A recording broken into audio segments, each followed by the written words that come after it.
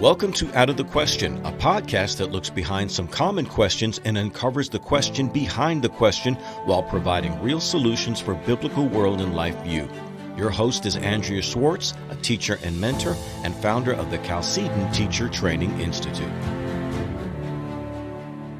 Thanks for joining me for this edition of the Out of the Question podcast. Now, some of you know me, but others may not know that I am a doctor's daughter. I grew up in the 50s and 60s, and interestingly enough, it wasn't a big deal with those I went to school with that my father was a doctor. It was the sort of thing that, oh, your father does this, your father does that. So I never had this over sense of myself because my dad was a doctor. In fact, my mother gave me, her advice was, whatever you do, don't marry a doctor. Because my dad was a general practitioner, he was prone to get up in the middle of the night and make house calls, and she wasn't all that fond of being disturbed at night. But needless to say, I got to see firsthand what for lack of a better expression, an old-time, old-fashioned doctor was about. And I think a lot of people are unfamiliar with how medicine was practiced before the age of insurance and health departments making decisions that really should be decisions in terms of individual patients. And so I thought it would be interesting to bring an old-time doctor on board to talk with us today. And I'm pleased to introduce you to Dr. Larry Bonaldi, who I have known for a number of years, and he fits the category of someone who knows the difference between how medicine used to be practiced and how it's being practiced now. So, Dr. Larry, thank you for joining me today. Well, thank you for having me, Andrea. And as I listen to your very interesting and sometimes humorous introduction, I realize that I probably will be a transitional kind of voice because I definitely was trained by that generation. And at times in my own practice, I tried to practice with those principles and with that foundation. But even early on, I saw some of the new components of what was influencing our profession. But yet I definitely saw it in those who trained me and in my training and at times in my own practice.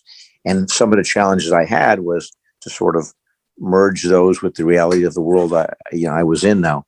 Now, one of the things my dad was born in 1911. He served in World War II as a physician, came back and opened a practice in the neighborhood he had grown up in, and died at the ripe old age of 98 years old. Wow. One of the things he really did not like was how over-specialized he thought medicine had become. So, for example, if somebody had a blister or somebody had a splinter and went to a doctor, if this doctor happened to specialize in ear, nose, and throat, it was like, oh, no, that's not my specialty. You need to go see someone else. And my father would say, it's just a splinter. It's just a blister. He should know how to deal with that. What's your take on how medicine has become over-specialized? That's a very good point. And I think I was among the last generation of doctors who actually tried to practice it more in a broader way, although I think I had more restrictions than your dad did. I was born in December of 1948, and I graduated from medical school at the University of Michigan in 1974, did my 3 years of internal medicine residency in Ann Arbor, Michigan, and started my medical practice in 1977 here in California. As far as looking at one aspect of it, I always was attracted towards a generalist approach. For a while, I thought I might do family medicine, and family medicine as a specialty began around the time I was in medical school and in my residency in the early to mid 70s. Before that, you would just be a general practitioner if you practice primary care. But somewhere in the early 70s, as I recall, they actually started doing a residency, which is the number of years, usually 2 or 3, after medical school and before you actually go out to practice. And so in your dad's days, they would have the 4 years of medical school, and then they do 1 year of internship. And a high percentage of doctors in those days would be what are considered to be general practitioners. And they would then go out and start practicing medicine. And when you're in a specialty training program, general practice became quote unquote family medicine, although there are still doctors who do general practice. They're a smaller dying breed, but there still are some. They do it more effectively, I think, in rural areas. But with the residency, you're in a 3-year program after medical school. And that formalizes it a little more. And family medicine started being a residency around the time I was finishing. I opted to go into internal medicine because I enjoyed those challenges a bit more. But I chose to do general internal medicine, not to go on to a specialty per se. So I was sort of a second generation of those general practitioners like your dad. And I always respected them. And when I started my practice, there were many doctors in their mid to late 60s at the time when I was a young doctor who were just the old time general practitioners. And I always respected them, and they were wise and smart and had a lot of experience. And I tried to learn from them as well as I worked with them side by side in the hospital. But as I practiced and came out of internal medicine, it was sort of a specialty, but I decided, I, like many others, was a general internal medicine. So I also did primary care. And it seems like even the wording is changing now, Andrea. Before, a physician would more likely be referred to as your family doctor or general practitioner. Now it's kind of become a little more technical. Primary care. Nothing wrong with that, but just like language affects so many other things, we can look at culture and politics. In some areas, primary care can be practiced by a nurse practitioner, for example, a nurse who then goes and does a couple of extra years of study and is kind of like an adjunct to a doctor, or a physician's assistant. So even changing the terminology, now calling it more often primary care as opposed to, your family doctor or your general practitioner. But I did that.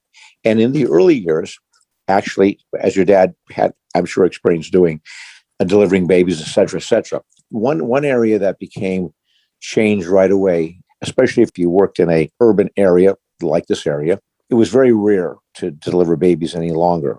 Some did, but that pretty much changed. Whereas when your dad came out, it was very, very common for non-gynecologists and obstetricians to deliver babies. By the time I finished in 1977, it was a real rarity. So that was one part. And we felt comfortable not doing that because we didn't have as much training. But that's one aspect that was taken away. For the first 3 to 5 years after I started practicing until the early 1980s, I would do procedures that I know there's no way I can do any longer, or that younger doctors would do. I would do lumbar punctures, quote unquote, the spinal taps. I would even do thoracenteses, which is draining fluid out of someone's lungs if they had what are called pleural effusions. That's unheard of now in terms of the doctors coming out to practice. So I could see that changing. Was kind of step by step as more specialists came into the areas. And then you had to look at, well, could you do it as well as that doctor? And I'd have to admit, honestly, no, I couldn't. If there was a neurologist who did lumbar puncture, spinal taps every day, essentially, or a couple a day, I could not claim the same competence if I did one once a week or twice a month, and that type of thing. So I could see that changing. And pretty much by the mid 80s or so, at least in a relatively urban suburban area, that had already changed. And so I saw that. Okay, so let me ask you a question here. It's probably not unusual. My dad, who was used to doing things a particular way, would designate the change as being non-optimum. And you describing yourself as a transition doctor, overall, do you think specialization was about more competent patient care, that there was all sorts of problems, so now we had to specialize? Or was it something driven by something else, like insurance companies and how insurance companies wanted medicine to be practiced? At that point, as I recall, I think it was driven more by the competence and experience of the physician who did the procedure. And at that point, though, and this is something that's changed, I'll get to that in just a moment, hopefully. At that point, I, as the general internist or the physician for that patient, if the neurologist came in at lumbar puncture or a lung specialist came in and removed some fluid from the lungs, I would still be seeing that patient every day in the hospital and I would understand what was done. I could understand the analysis of it. And that, I think, was a step in the right direction. What started happening 15 years later or so was the subsequent development of hospitalists, which are specialized doctors who just do hospital work. And so, for example, when I started my medical practice in 1977, pretty much up until 2000 or so, until the late 90s, let's say 20 years, it was expected that if one of my patients became ill with some type of problem, I would follow that patient in the hospital. And if they ended up having specialized care, they needed to have a cardiac procedure, whatever, I still be looking in on the patient following. And if they needed to be followed primarily by the cardiologist for a while, I would still check in occasionally, see how they were doing. So there was still a real continuity at that point. The concept of a hospitalist, as I understand it, actually started in Great Britain. And that started with their national health system. Oh boy, probably sometime after World War II. And I would hear about that and read about it as a young doctor. And I wouldn't like that concept very much. And then it started occurring in the United States, probably started in the late 70s, early 80s in university centers. It started hitting the community a little more widely in the mid to late 90s. And by early 2000s, it was widespread. I had mixed feelings about that as well, too. At that point, you're getting older. It's harder to get up at 3 o'clock in the morning and go in and admit a patient. And so as your mom I sort of chuckled in the background when you gave your mom's advice. And my wife has probably said things like that as well at some point, because it does have its major toll upon the family. And it's very, very difficult to have a sort of a normal family life. And I was also at that point approaching my late 50s, early 60s. And so part of me regretted it. It really did, because I knew I was going to be losing some kind of contact and also some experiences. But I also realized I was physically not what I used to be. I was getting older. And so I have mixed feelings about that too. Overall, however, I still am not quite sure the benefit. You lose something. You definitely do. So let me ask you this. So you said you lose something. Now, again, I grew up with a doctor in the house, so I don't remember going to the doctor because he was right there. And oftentimes the joke was they didn't know I needed to wear glasses until I was in third grade, because he would always write on the health form 20/20 vision, right? Until eventually, I think one of the teachers said, you should check her vision. I don't think she sees very well. So there's also maybe the lack of intensity of making sure all the children's visits were there. But there's something to be said for knowing your patient. If somebody has 10 specialists and those 10 specialists don't talk to each other, they might miss the fact that this person might be a worrywart or a bit of a hypochondriac, or somebody who reads about an illness and is then sure that she has it. So do you think that part of what you said was missing was really knowing the person more than just a bunch of physical symptoms? At that point, no, because I still had my office practice and I would still always try to talk to my patients, etc. I found that as I was doing less and less hospital work, because I still had my office practice, I still could understand them and bond with them. And I could pass it on to the doctor admitting the patient. He could stop in and make a quick social round, so to speak, and look at them. But if you still bonded with your patients and could spend the proper time and get to know them in the office, it could make up for that to some degree. What I was primarily referring to was maybe the potential loss of skills. However, I had done it long enough that I really didn't lose a lot of the understanding of what they were going through, etc. And I think that's sort of a technical thing, kind of an inside baseball aspect of, the skills of examination, of experience, of understanding, the disease processes of treatment, what the patient goes through. I was referring to that to some degree, because I don't think the physicians are as balanced or experienced if they do almost no hospital work any longer. The second problem, though, is with the stress of time constraints and insurances, I think it's harder and harder for them to really spend the time to talk to patients as much as they'd like, get to know them and the family as much as they'd like. So I see the modern day physician potentially being pulled at both ends. They're losing a whole area of experience, the hospital work, and they're also feeling more pressure to sort of churn out the numbers and not get to know the patients. And that's, I think, a combined dilemma there. What happens? Okay, so you have a general practice, you still have patients you see, and now the patient has a specialist. Is there realistically, and how it actually plays out, who ends up then making the decision for the patient in terms of, if you're the primary care, which it's called now, if you think a specialist is recommending something that you don't think is particularly good for this patient, how did it used to be resolved and how is it resolved now? That's a good question. I've changed my own focus as well in 2010. And since 2012, I've done exclusively hospice care and more recently hospice care in the hospital. So I have some awareness of that. That partly depends upon the personality of the primary care physician. If they're interested enough, if they have enough desire, they can still be in touch with the specialist and strongly influence, decisions on, for example, ethical decisions. Should that be treated, should not be treated, or should the patient have that procedure or not? So that can still be done. And that depends upon the interaction, the personality of the specialist and primary care doctor. That might be potentially limited with time because the time pressures also might give you less time to talk on the telephone with your consultants, etc. But it still can be done. And I think a good specialist, if not for ethical reasons, for legal reasons though, would still want to contact the primary care doctor and let him or her know what the decision is and get their feedback. So I'm not sure that's changed a lot. It just might be harder to maintain, but I think it's still, from what I see in the hospital right now, because I'm in the hospital doing hospice work, but many of our patients come from referrals from the primary care doctors or the hospitalists and interacting with the specialists. So I still see that going on. And there still is a good communication between the hospitalist and the specialist.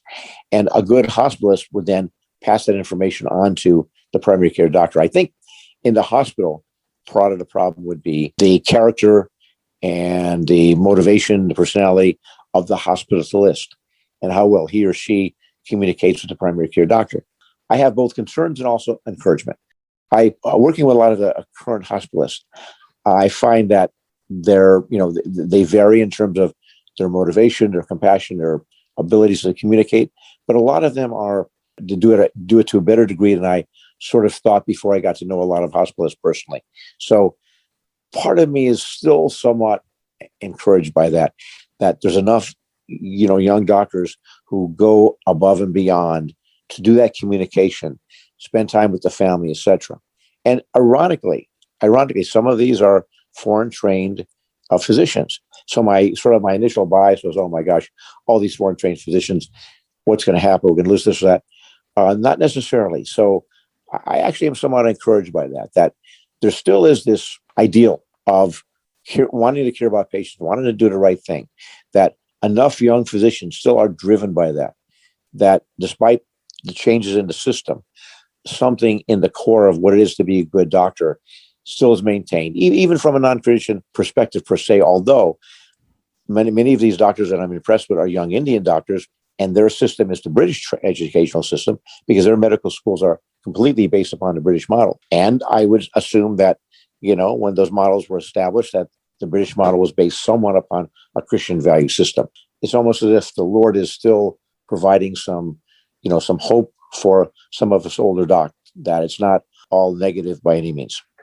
Okay, so you brought up your Christian faith, and from an insider's point of view, you probably have a lot to share in terms of where you work and how you worked, the degree to which you're able to share your faith.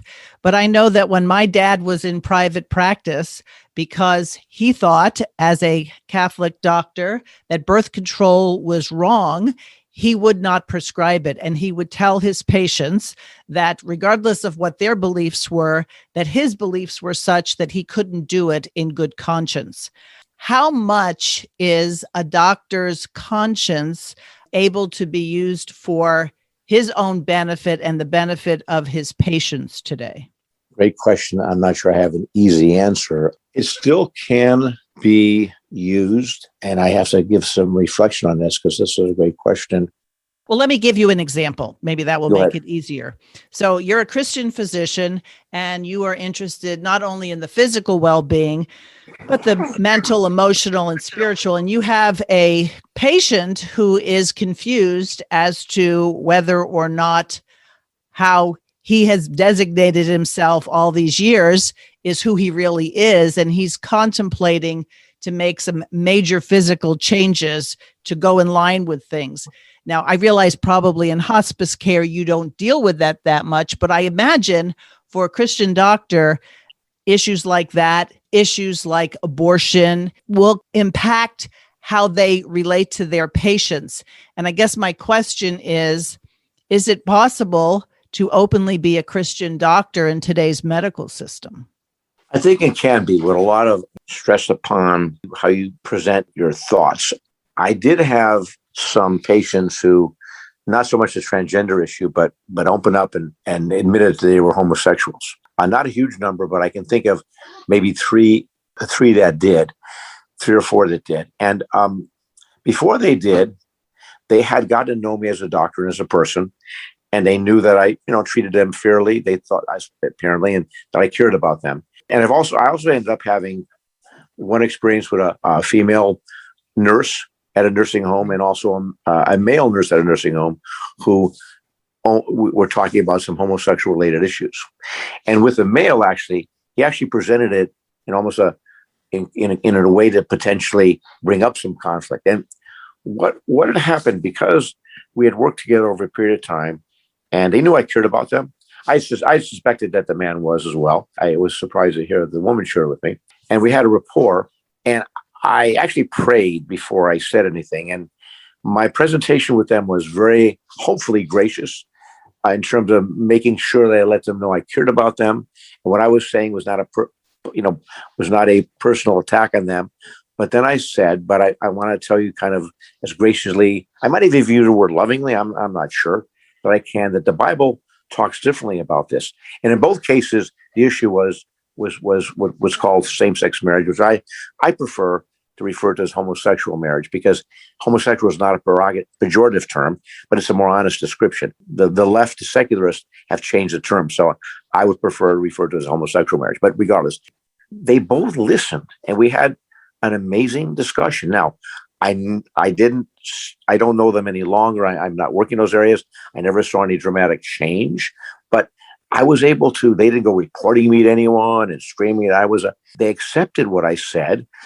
And even though they didn't fully agree, because of the way I had prayed, in fact, with a man, I had been surprised by his comment. And I first sort of kind of mumbled something and later prayed, Lord, forgive me. I didn't do a good enough job. Give me another opportunity with him. And the second time around, it did. And so it can be done, but with a lot of, you've got to really step back and you've got to present it sensitively and caringly and let them know. In fact, I think that a woman I said, I really care about you. You know that. And I ended up actually hugging her. And so if you approach it that way, I found, because you have an ongoing relationship, and they knew you in a different, they knew you beforehand, you can say some things. And I didn't see change, but I felt comfortable that I at least shared with them that I did not accept it. And I told them why, but I also mentioned that I cared about them as people. In the office earlier on, they weren't as in depth, but I also was able to kind of try to traverse that ground. So it can be done really carefully, I think, if you have that relationship. So it isn't uncommon. I know when I was growing up, you asked a young man or even a young woman, what do you want to be when you grow up? I want to be a doctor.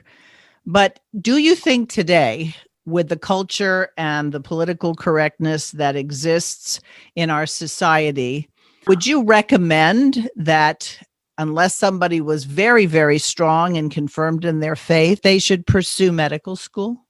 Great question as well. I think my quick answer to you would be yes.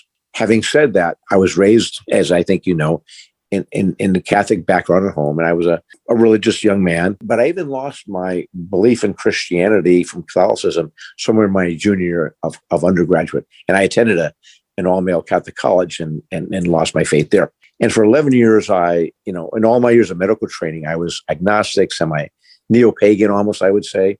And the Lord came into my life and strengthened my faith and got me over the bumps of understanding that there's creation, not evolution. And I won't have time, and that's not the point, but I had this amazing experience as a third-year medical student, literally 1 or 2 months after Roe versus Wade. That was January of 1973. And this occurred either February or March when I was on my OBGYN rotation, when I had to do a history, but I was not involved in the abortion itself. I just had to take history on a young woman. And the Lord provided a profound experience. I didn't believe there was a personal God at the time, so I could only interpret the experience in a way of, I'm like psychology and emotions. But what he was doing was planting the seed inside me that this is wrong. And when I became a believer, I was profoundly pro-life, even though I never had any personal negative experiences with abortion with a girlfriend or later my wife, of course. And so I could see that the Lord could overcome those. But I say that briefly to say that in general, I think you're right. In general, I feel better for a young man or woman to be a strongly placed and based on his or her faith. But in my own life, the Lord proved that it can be done in a different way. But I don't think that's necessarily the best model to follow. Well, I think there's something to be said for the fact that you were driven to be a physician, and God knew what he was going to do with you, even though you didn't know what he was going to do with you. So I guess my recommendation, and this would be whether somebody's going into law, whether someone's going to pursue sales, where someone's going to have his own business, I think it points to the idea that it's really important to have mentors in these professions that will help you maneuver through the bumps and can anticipate what's going on. I know that that's part of the benefit of having a strong Christian community, because, for example, if I knew somebody who was pursuing medicine, there are a number of doctors, you being one of them, that I would make sure this person spoke with, and you could answer questions that I would never be able to answer, and hopefully establish a relationship. So as somebody was moving forward, because I think the fallacy is thinking, well, it's so ungodly, we shouldn't be there. If that's the way you're going to operate, then there will be no Christians in medicine. Oh, exactly right. And despite the fact that the profession itself started unplugging from its Christian roots many, many years ago, there are still Christian doctors and nurses that you run into, many Christian patients. And actually, even in today's climate, again, as I've gotten older, the Lord has sort of put this on my heart, but my opportunities to witness are greater than I think when I was a younger doctor.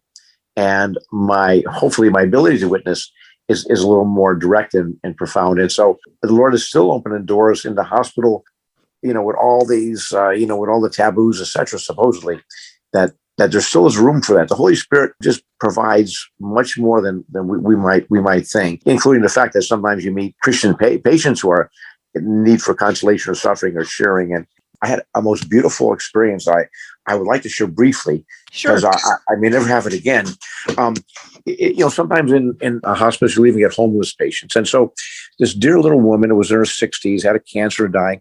She had 2 daughters, adult daughters. She had been essentially on the streets for 5-8 years for some psychiatric emotional problems.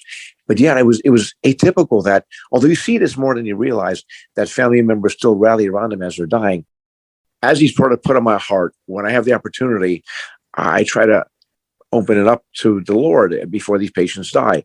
And she responded very positively, and it had actually been exposed to the gospel beforehand, may have even been a believer, and with her psychiatric other problems from drug use and alcohol, sort of her life, got out of control a bit. And she started telling me things that actually brought tears to my eyes. And then some of it was privately with me. And then we had this beautiful session with her 2 daughters there, some grandchildren, other friends.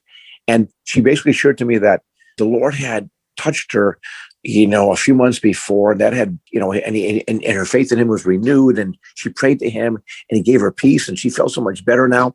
And the next day, as she's sharing some of these things with the family around, she actually said to me with a smile on her face, "This is the best day of my life." Wow. And that was just about before she was to die. And, I wasn't bawling like a child, but the tears were clearly coming down my cheeks. I later learned that a couple of the daughters seemed to be believers as well. But there are some beautiful moments that in the hospital that, I will never forget that. And she wanted to thank us all for, I don't have to be afraid anymore. I don't hear the demons anymore. I feel at peace. I could have bawled like a baby. And so Right. I had the privilege of being involved in this woman's transformation as their family at the end, totally unexpected. And so the Lord encouraged me greatly. And more importantly, this dear, darling woman is with him now. Right. And, I assume the impact that her daughters are crying, her grandchildren, and we shared a little later, and they were people generally of faith as well. And so the impact on them was great. To show you what can happen, so the system is not impenetrable. Absolutely. I want believers in medicine, absolutely, and in nursing. Yes. And nursing especially. And nurses, to me, the nursing profession is perhaps more foundational than medicine. That's another story. I agree with you. I have to joke that a lot of people, if they watch television and movies and they say they want to be a doctor, and I'll always say, no, you actually want to be a nurse, because what you see the doctors doing is what the nurses do. Exactly. I agree. And they've always been among my favorite group of people. Yeah. They always have been. I married one when I was a 15, 16-year-old boy, being brought into what was then an early kind of urgent care center, an amazing nurse. I had a laceration on my lip from falling off my sled, and I was bleeding. And, I never dreamt I would be a doctor at that point. I was kind of panicky. What's this red blood all over my face? And, mm-hmm. And she calmed me down. She made me feel better and allowed me to tolerate the procedure. And I remember feeling almost transformed, walking on air as I left that clinic and saying, wow, that woman, if she changed my life, mm-hmm. If I could perhaps do something like this. And so nurses are really wonderful. And in a positive light, I've been dealing with nurses in the hospital since 1972. They become friends. I dated many of them. I've worked with them. I know them from all capacities. And basically, the beautiful thing I see as an older doctor, I still see the same thread, the same legacy of the caring heart, the intelligence, the hard work. The hairstyles may differ, the uniforms may differ, but I can close my eyes and the same attitudes, the same personalities, the same, gracious effort, despite the new pressures we're under, still exist, 40, 45 years later. Yes. So I still see that. Yeah. Right. I spent a lot of time in hospitals as a child because when I was in the latter part of my grammar school, my mother suffered a series of strokes and spent some time there. And I remember the respect and appreciation my father had for the nurses and was always very attentive to asking them about their life, etc. Your dad sounded like a great man, by the way, from what you've shared. He sounded like a wonderful... Well, he was sort of eccentric, and my father was either people loved him or they didn't. But to just give you an idea of how eccentric he was, he liked things reliable and sturdy. So when it came time to buy a new car, he decided what he wanted to do was buy a checker cab because those were reliable. So we had a black checker cab, which drove my mother crazy. And everybody would say, when I would say my father was a doctor, they'd say, your father's a cab driver. He's driving this cab. And I'd say, look at the license plate. Because in New York at the time, if you were a physician, you had MD on your plate. So I was the girl whose father was a doctor, who everybody thought he was a cab driver. Because he drove a checker cab. I admire him even more now, Angie. I admire him even more. That's a great story. Yeah, it is. Okay, so how do you think in the last year and a half, COVID, masking, vaccinations, pro or con, has affected the medical profession?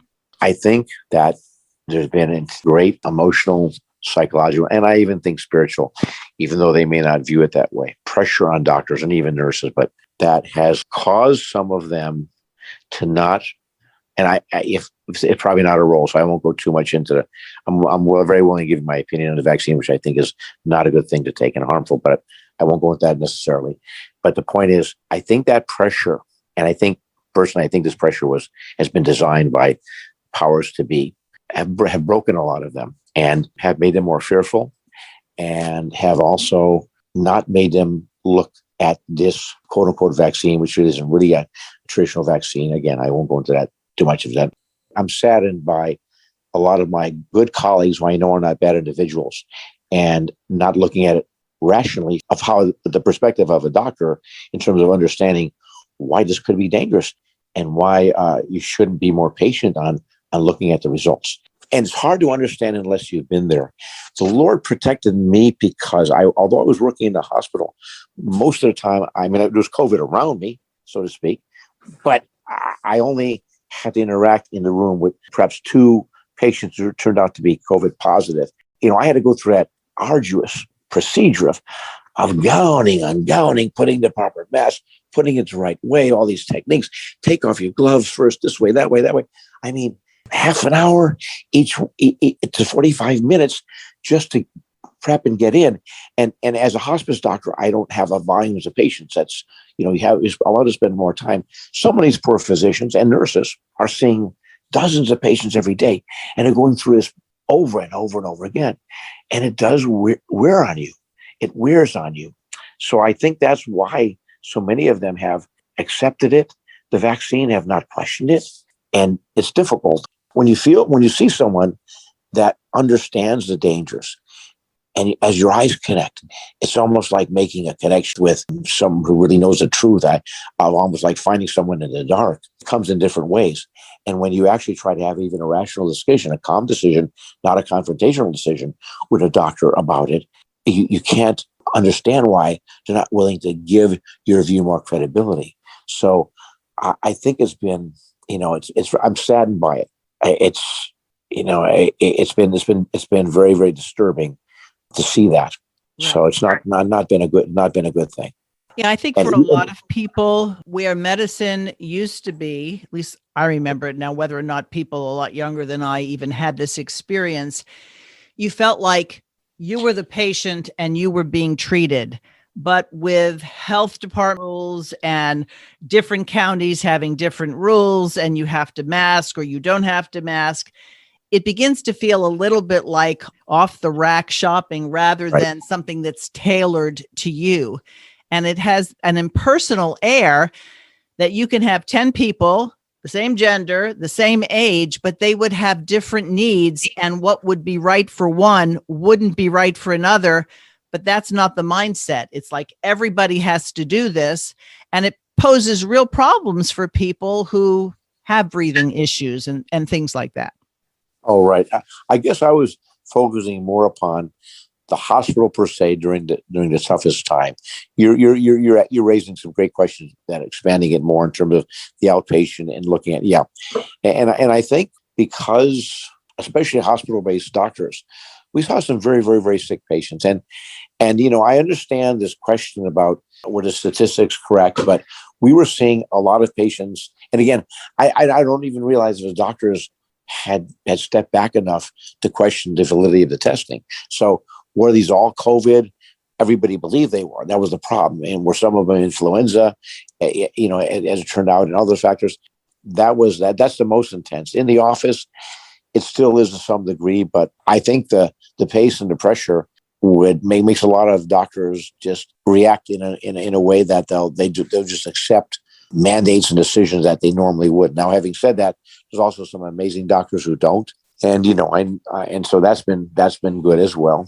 I think the stress and strain has broken a lot of them, whether they know it or not, and to be on the other end, you may not realize how difficult it is, and even, for example, the hospital-based doctors, they were all starting wearing scrubs, and they come home and they would have to. That many of them wouldn't bring their clothes in the home. They take them off, in a special little side closet and rush and take a shower right away and wash their clothes, and not knowing what they would bring into the house at first. I mean, and that the pressure of that, for many months in the beginning, I'm going back to the worst months, I think, last March, April, May, June, things of that sort. And I think after a while the questions started coming up and they were valid.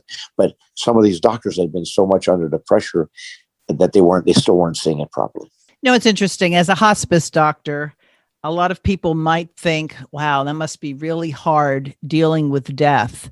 But my guess is, because you're a Christian, you recognize that this is a very, very important time to be able to talk to someone. And so the whole idea of death is in the cards for all of us. It's not like we're going to escape it. that if we're talking about illness and we're dealing with people's fear of death and things like that, it gives us an opportunity to really examine what's important in life and where our spiritual priorities are.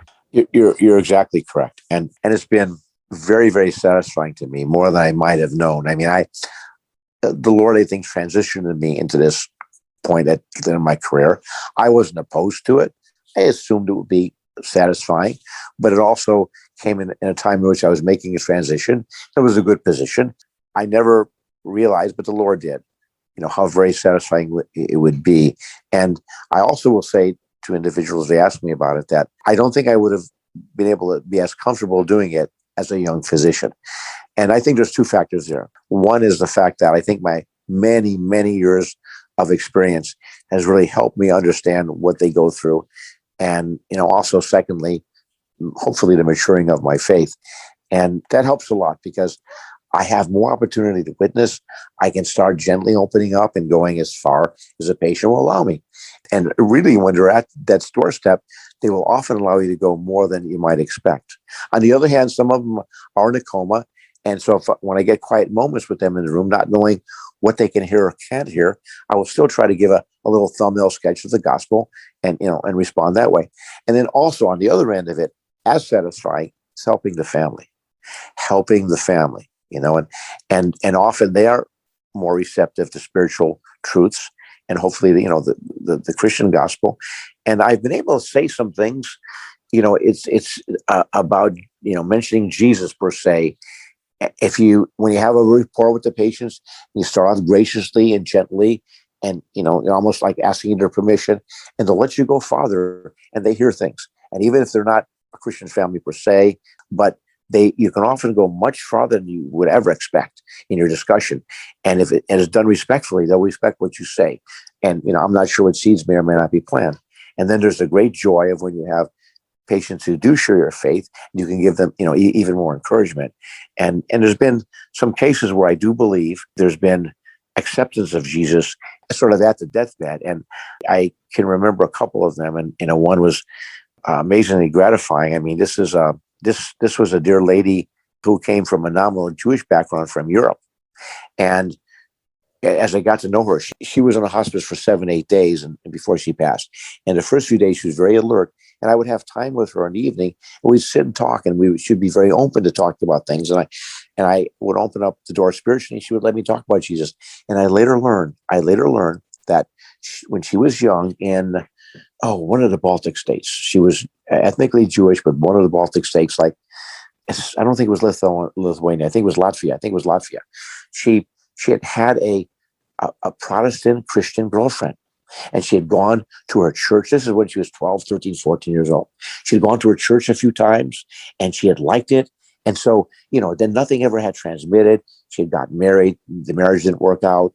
Husband divorced her many years ago. She had 2 wonderful adult children. And because we had this rapport, this is not, the typical case necessarily. And, I was able, she trusted me. We developed a rapport. I was able to talk about Jesus openly.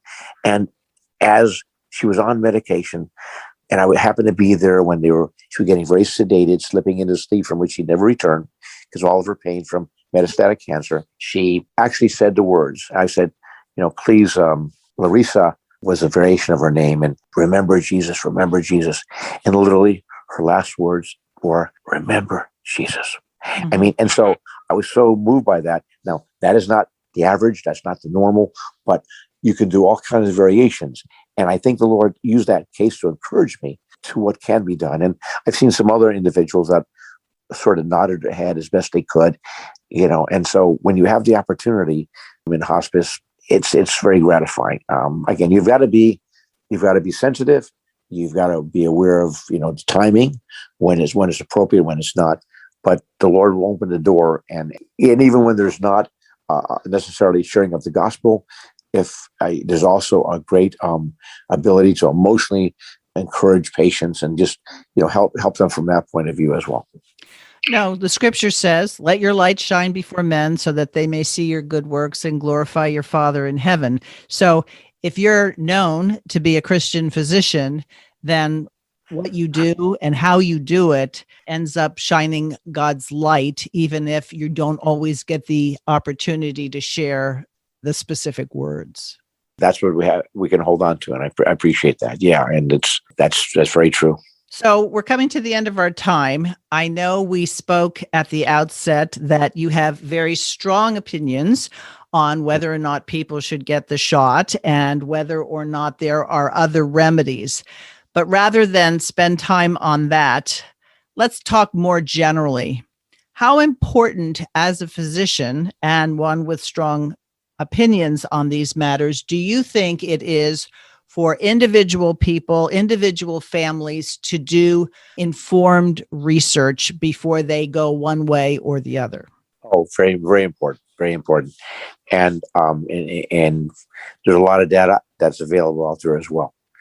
I think that'll be a great thing for them to do before they make their decision, and not just use it and not just respond to peer pressure or general sensings of things. And I also sadly hear a lot of stories about those who currently don't do that and have regrets right afterwards. I think a recommendation is crucial.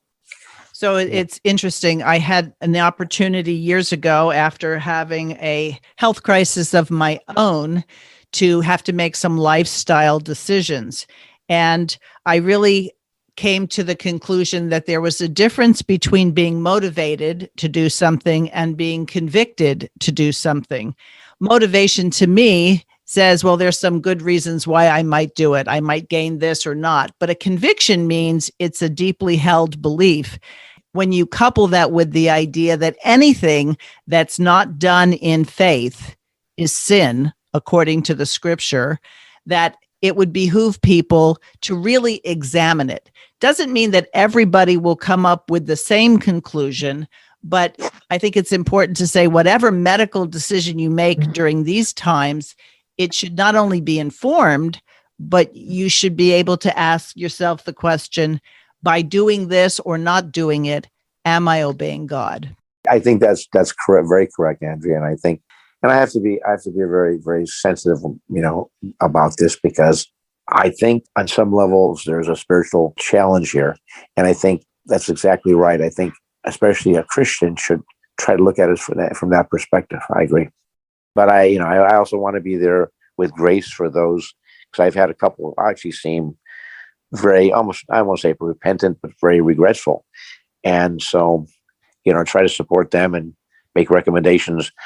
Right now, there's no antidote per se, but as I try to understand the pathophysiology, what may happen in these individuals from the vaccine, some ideas, and some of the supplements we have might actually be able to help them. And so I started talking to a couple of individual believers who have been open to it, and hopefully they'll take the supplements, and that might be a protection. You have to remember that the Lord says nothing is impossible with God. So Right. Bad decisions, we've all made them, and Amen. God doesn't Amen. leave us without recourse. Amen. Exactly. All right. Well, thank you, Dr. Larry. I always appreciate talking to you. I think because I come from an Italian background, you come from an Italian background, there is a paisan nature of our interactions. And then the fact that there are a lot of things that we both share, being in the same generation, that allows us to see God's benefit with progress, but also to see the benefits of things that might be considered old-fashioned. Thank you, Andrea. And I, when I've listened to the podcast in the past, I've always been impressed by your interviewing technique. And thank you for this. You actually, I thought over and mulled and prayed some about what I would share, but you made it very easy by your very good questions, your insightful questions. So thank you. Listeners, thank you for sharing your time with us. You can find a very interesting book by Dr. Rushdoony called Faith and Wellness, and he goes into the biblical foundations of the calling of physicians. And as always, if you have any comments about this, or you would like us to cover other topics in the future, you can reach us at outofthequestionpodcast@gmail.com. Thanks for listening to Out of the Question. For more information on this and other topics, please visit chalcedon.edu.